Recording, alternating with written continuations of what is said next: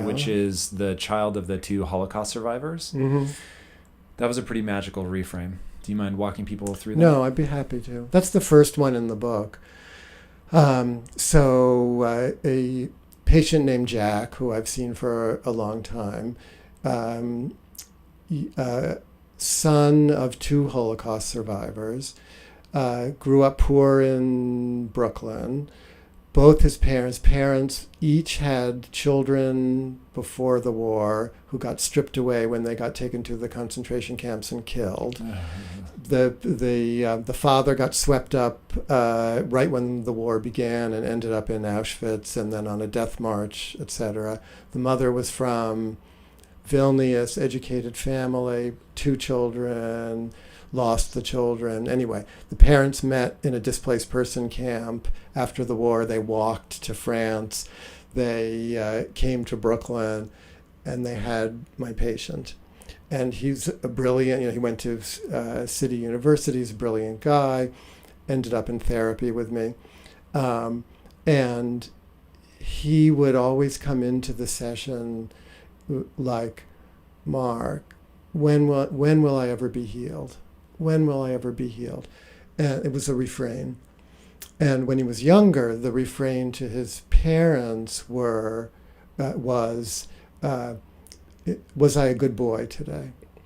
Because my sense was he felt his parents suffering, but they never talked about it.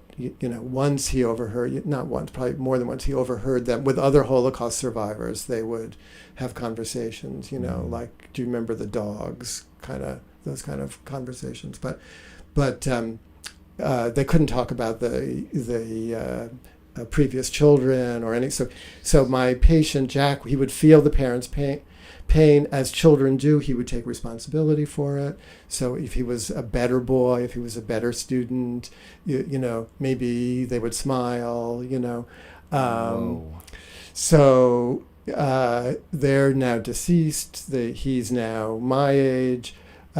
He's in the office with me. When will I ever be healed?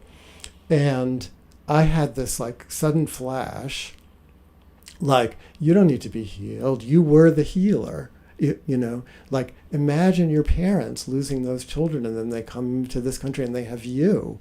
They're as difficult as it might have been for them to show you, imagine how incredible that was for them, you and your sister, and then I thought of there's a Buddhist saint, basically a Buddhist bodhisattva in China and Japan and Tibet. In China and Japan, she is called Kuan Yin or Kannon, and then in Tibet somehow she became a man, and he is called Avalokiteshvara.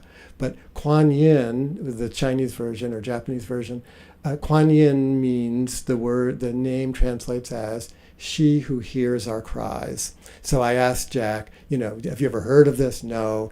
Let me tell you about Kuan Yin, she who hears our cries. You were like Kuan Yin. You heard their cries. You came down. You let yourself incarnate. You're the healer. And he heard me. He heard me. And for a moment, he felt it. So instead of when will he ever be healed, which is sort of what I was saying before, like the old trauma being perpetuated and projected onto the present and the future, like there was something wrong. He didn't know what it was. There's still something wrong. He's incorporated it into himself. There's something wrong with me, So for a moment, I got him out of that, by talking this Buddhist stuff.